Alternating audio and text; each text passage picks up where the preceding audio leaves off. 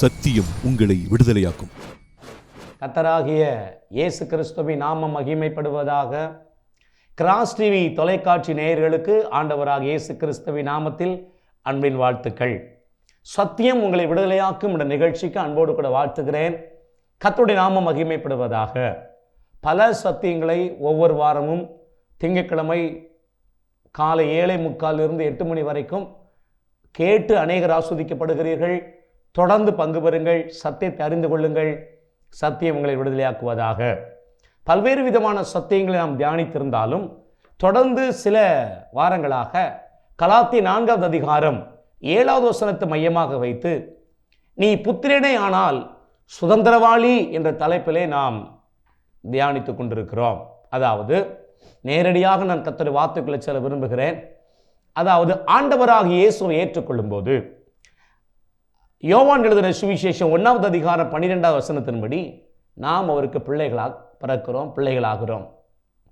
ஆனால் பிள்ளை என்ற பருவத்திலிருந்து இயேசுவை ஏற்றுக்கொண்ட ஒவ்வொருவரும் புத்திரன் என்ற பருவத்துக்கு வளர வேண்டும். குழந்தை என்ற பருவத்திலிருந்து, சைல்டுஹுட் என்ற பருவத்திலிருந்து sons of God, son of God என்ற அந்த பருவத்துக்கு வளரணும். அதைத்தான் வேதம் சொல்லுது. நீ என்றைக்கு பிள்ளை என்ற பருவத்திலிருந்து புத்திரன் என்ற பருவத்துக்கு வளருகிறாயோ அன்றைக்கு கிறிஸ்து மூலமாய் தேவனுடைய சுதந்திரவாளி. அன்னைக்கு தான் ஆண்டவராய் இயேசு உனக்கா சம்பாதித்து வைத்த எல்லா நன்மைகளுக்கும் நீ சுதந்திரவாளி என்று வேதம் சொல்லுகிறது. ஆகவே ஆண்டவராக இயேசுவை நேசிக்கிற தேடுகிற தேவ ஜனமே, ஏசப்பா பிள்ளையாக மாற்றப்பட்டது உண்மைதான், மாறி இருக்கிறோம். கர்த்தரே அந்த பாக்கியத்தை கொடுத்திருக்கிறார். அவருக்குள் பிள்ளையாக பிறந்திருக்கிற நாம் புத்திரன் பருவத்துக்கு வளர்ந்திருக்கிறோமா? வளர்ச்சி அடைய வேண்டும்.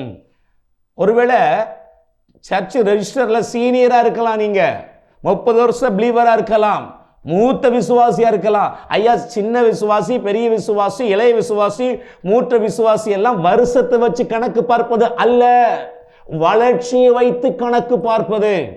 நான் பிறக்கும் போதே கிறிஸ்தவனா பிறந்திருக்கிறேன். என் குடும்பம் பூர்வீகமாகவே பாரம்பரியமாக கிறிஸ்தவ குடும்பம். அதனால பெருமை வேண்டாம், அதனால ஆஸ்வதிக்கப்பட முடியாது. ஐயா, நீ எத்தனை வருஷம் விசுவாசியோ தேவ பிள்ளையோ அது பிரச்சனை இல்லை. கிறிஸ்துவுக்குள் பிறந்திருக்கிற நீங்கள் பிள்ளை என்ற பருவத்திலிருந்து புத்திரன் என்ற பருவத்துக்கு வளர்ந்திருக்கிறீங்களா? அதுதான் தேவனுடைய பார்வையில் வெளியேறப்பட்டது. அந்த வளர்ச்சி தான் இந்த பூமியில நம்மை வெற்றியாய் வாழ வைக்கும், கனி கொடுக்கிற மகிமையான வாழ்க்கையை வாழ உதவி செய்யும், மேன்மைப்படுத்தும். ஆகவே இந்த சத்தத்தை கேட்கிற தேவ ஜனமே, உங்க எல்லாருக்குள்ளும் விருப்பம் உண்டாகட்டும், நான் வளரணும், நான் வளரணும். அடிக்கடி நான் சொல்லிக்கொண்டே வருகிறேன், மறுபடியும் ஞாபகப்படுத்துகிறேன். ஈசாக்கு என்னும் பிள்ளையாண்டான் வளர்ந்தான். அதுவரைக்கும் ஈசாக்கை பரியாசம் பண்ணின இஸ்மவேல் புறம்பே தள்ளப்பட்டான். விளக்கமெல்லாம் உங்களுக்கு தெரியும். சாமுவேல் என்ற பிள்ளை வளர்ந்தான். அவன் தான் முதல் பெயர்சபா மட்டும் தீர்க்கதரிசி என்று அறியப்பட்டான். தேவன் அவனோடு கூட இருந்தார். சிம்சோன் என்ற பிள்ளை வளர்ந்தது. ஆவியானவர் அவனை ஏவ துவக்கினார். கர்த்தர் அவனை ஆசீர்வதித்தார். ஐயா, ஈசாக்கு வளர்ந்தான், இஸ்மவேல் புறம்பே தள்ளப்பட்டான். சிம்சோன் என்ற பிள்ளையாண்டன் வளர்ந்தான். அதுக்கப்புறம் தான் ஆவியானவர்களை ஏவ துவக்கினார்.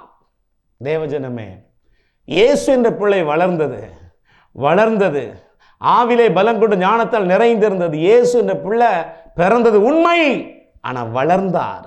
அநேகர் வருஷம் பிறந்தார் நினைக்கிறார்கள். நினைப்பது தவறல்ல, அவரவர் விருப்பம். ஆனா பிறந்த இயேசு வளர்ந்தாரே யோசிக்கிறோமா? ஒரு நாள் இயேசு நமக்குள் பிறந்தாரே, அந்த இயேசு நமக்குள் வளர்ந்திருக்கிறாரா? நாம் அவருக்குள் வளர்ந்திருக்கிறோமா? இதுதான் நம்முடைய சப்ஜெக்ட். அதைத்தான் நாம் தியானித்துக் கொண்டிருக்கிறோம். வளர்ந்திருக்கிறோமா? அதைத்தான் வேதவஸ்திர வெளிச்சத்திலே நாம் தியானித்துக் கொண்டிருக்கிறோம். மத்தேயு எழுதின சுவிசேஷம் 5வது அதிகாரம் 44 45 முதலாவது நாம் தியானித்தோம். சத்துருக்களை சிநேகியுங்கள், சபிக்கிறவர்களை ஆசீர்வதியுங்கள், பகைக்கிறவர்களுக்கு நன்மை செய்யுங்கள், நிந்திக்கிறவர்களுக்காக உங்களை துன்பப்படுத்துவதற்காக ஜெபம் செய்யுங்கள். இப்படி செய்வதினால் நீங்கள் பரலோகத்தில் இருக்கிற உங்கள் பிதாவுக்கு புத்திரராய் இருப்பீர்கள். இப்போ கலாத்தியர் 4:7 சொல்லுது, புத்திரனையானால் நீ சுதந்திரவாளி. அப்ப சர்ச்சுக்கு வர்றது நல்லது, ஆராதிப்பது நல்லது. வளர்ந்திருக்கிறோமாங்க? வளர்ச்சி அடிப்படையில் தான் ஆசீர்வாதத்தை சுதந்திரிக்க போகிறோம். வளரணும், பிள்ளை வளரணும். வளர்ந்தவங்க சத்துருக்களை நேசிப்பாங்க, சபிக்கிறவங்களை ஆஸ்வதிப்பாங்க, பகைக்கிறவர்களுக்கு நன்மை செய்வாங்க, நிந்திக்கிறவர்களுக்காக, துன்பப்படுத்துவர்களுக்காக ஜெபம் செய்வார்கள். இதை டீட்டெயிலாக பார்த்துட்டோம். ரெண்டாவது, வளர்ந்தவர்கள் யார், அதை பார்த்து கொண்டிருக்கிறோம். மூணாவது பாயிண்ட் இன்னைக்கு பார்க்க போகிறோம். மத்தேயு 5வது அதிகாரம் 9வது வசனம், சமாதான பண்ணுகிறவர்கள் பாக்கியவான்கள், அவர்கள் தேவனுடைய புத்திரர் என்று எண்ணப்படுவார்கள். பிசாசானவன் தேவனையும் தேவனால் உண்டாக்கப்பட்ட ஜனங்களை பிரிச்சுட்டான், பிரிவினை உண்டாக்கிட்டான், பாவம் செய்ய வச்சு. இப்ப பிரிக்கப்பட்ட மனிதனையும் தேவனையும் இணைக்கிற சமாதான பண்ணுகிறவர்கள் பாக்கியவான்கள், அவர்கள் தேவனுடைய புத்திரர் என்று எண்ணப்படுவார்கள். இதை புரியுற மாதிரி சொல்லணும்னா, யார் புத்திரன் தெரியுமா? என்றைக்கு ஒரு விசுவாசி ஆத்தும ஆதாயம் செய்ய ஆரம்பிக்கிறாங்களோ, என்றைக்கு அழிந்து போகிற ஜனங்களுக்காக ஜெபிக்க தங்களை அர்ப்பணிக்கிறார்களோ, என்றைக்கு தரப்ப நின்று ஆத்துமாவுக்காக ரட்சிப்புக்காக ஜெபிக்கிறாங்களோ, ஆமென், உழைக்கிறாங்களோ, சுவிசேஷம் அறிவிக்கிறாங்களோ, ஒரு ஆத்தும ஆதாயம் பண்ணி சேர்ச்சு கொண்டு வராங்களோ, அவர்கள் தான் புத்திரர்கள். கிறிஸ்துவுக்காக ஊழியம் செய்யணும். ஞாயிற்றுக்கிழமை மட்டும் மாமியார் வீட்டுக்கு வர்ற மாதிரி வந்து போறதில்லை கிறிஸ்தவ வாழ்க்கை. ஒரு நாளைக்கு ஒருத்தருக்காக சுவிசேஷம் அறிவிக்க வேண்டுங்கிற பாரம் உங்களுக்குள் வருவதாக. சுவிசேஷத்தை அறிவிக்கணும், ஆண்டவர்களை இறங்கி செஞ்சதை சொல்லணும், திரும்ப திரும்ப சொல்லணும், அன்பினால தாங்கணும், கிறிஸ்துவின் அன்பை அவர்களுக்கு வெளிப்படுத்த வேண்டும். பிரிக்கப்பட்ட மனிதனை தேவனோடு இணைக்கிறவர்கள் தான் சமாதானம் பண்ணுகிறவர்கள், அவர்கள் தான் தேவனுடைய புத்திரர்கள். ஏசப்பாக்கா ஊழியம் செய்றீங்களா? ஒரு வருஷத்துல ஒரு ஆத்மாவாதி கர்த்தருக்கு ஆதாயப்படுத்திருக்கீங்களா? பிறப்பிலே கிறிஸ்தவன் சொல்றீங்களே, அல்லது 30 வருஷம் விசுவாசி சொல்றீங்களா? உங்களால எத்தனை ஆத்மாங்க சர்ச்சுக்கு வந்திருக்கோம்? எத்தனை பேர் கிறிஸ்துவோட வந்திருப்பாங்க? சொல்லுங்க. சபை சரியில்லை, பாஸ்டர் சரியில்லை, அந்த விசுவாசி சரியில்லை, ஸ்தாபனம் சரியில்லைன்னு என்னத்தையே பேசிட்டு இருக்கீங்களே, உங்களால எத்தனை ஆத்மா மனம் திரும்பி இருப்பாங்க? எத்தனை பேர் ரட்சகர் இயேசு அறிந்திருப்பாங்க? சொல்லுங்க. வீணா சண்டை போட்டுட்டு இருக்கீங்களா? திருச்சபையில ஒவ்வொருத்தரை குறை சொல்லிட்டு இருக்கீங்களா? ஊழியக்கான குறை சொல்லிட்டு இருக்கீங்களா? நிறுத்துங்க. முதல்ல உங்க வளர்ச்சி அதுல தெரியக்கூடாது, ஆத்தும ஆதாயத்துல தெரியணும்.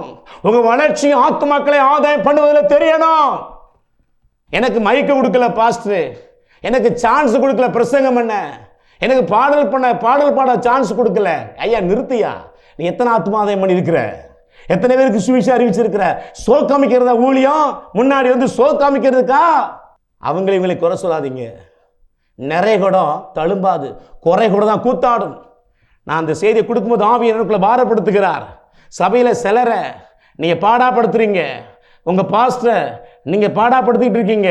கத்த சொல்லுகிறார், நீ ஒரு ஆத்துமாதாயம் செய், அமர்ந்து ஜெபி. நம்முடைய சப்ஜெக்டுக்கு தாண்டி பேசினாலும் ஒன்று சொல்றேன், நிறைய கூட தழும்பாது. தேவ ஜனங்கள் போராட மாட்டாங்க, தெய்வீகமா யோசிப்பாங்க, ஆத்தும ஆதாயம் பண்ணுவாங்க, சுவிசேஷம் அறிவிப்பாங்க. சும்மா எதுக்கு எடுத்தாலும் குறை சொல்லிட்டே இருக்க மாட்டாங்க. ஒரு ஊழியனை, ஒரு திருச்சபைய குறை சொல்லி திட்டி விரோதமாய் எழும்பி வாழ்ந்தது சரித்திரத்தில் எழும்பதை மறந்து போகாதீர்கள். யாரோ சிலருக்கு திட்டவட்டமாய் தீர்க்கதரிசனமாய் கர்த்தர் பேசுகிறார், தெளிவாய் என்னோடு பேச சொல்லுகிறார். ரெண்டாவது யார் புத்திரன் தெரியுமா?